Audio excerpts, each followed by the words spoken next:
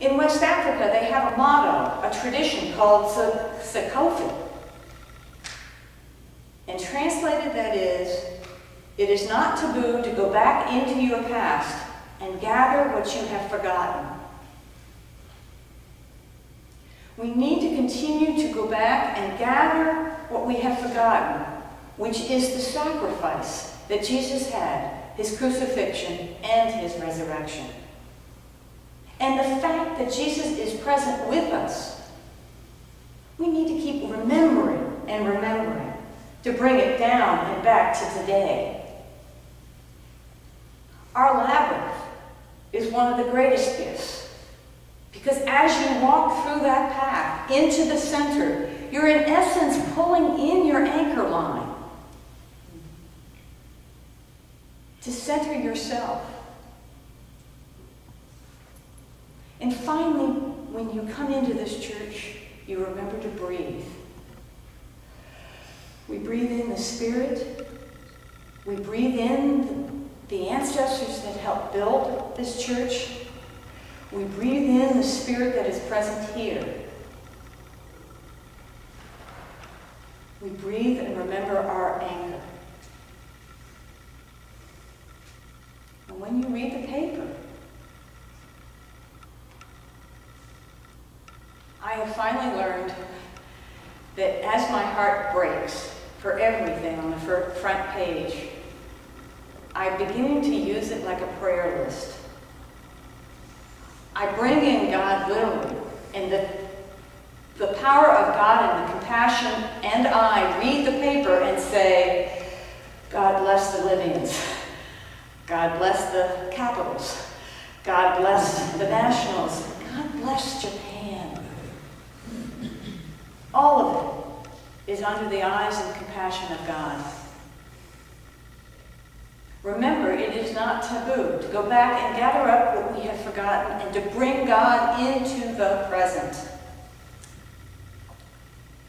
Last spring, when I was in seminary taking the pastoral care classes, our professor kept hounding us and reminding us, be the still waters. Your presence should be the still waters. Taken from the psalm we read this morning. And I can tell you, there was no other place that I had to remember that was when I was at Georgetown Hospital as the chaplain.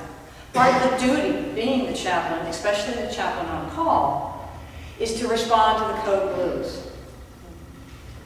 My pager would go off, and I would be on my way to the room. And you walk into those rooms, and there are technicians, there are doctors, there are nurses, there's security, and then there's the chaplain who is there.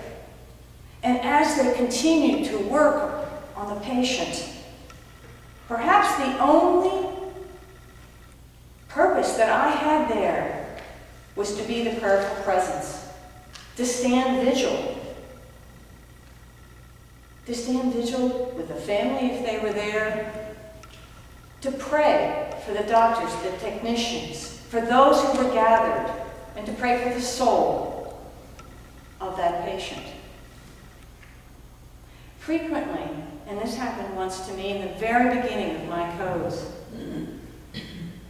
they were working on this man, and there was no family near, and then the word came through from his wife saying, stop.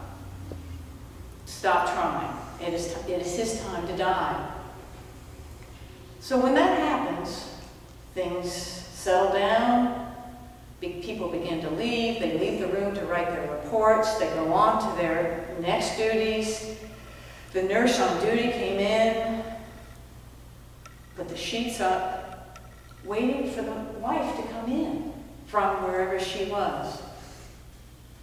They turned the lights off, they closed the blinds, and just as I was going to leave, I realized that that body was still there.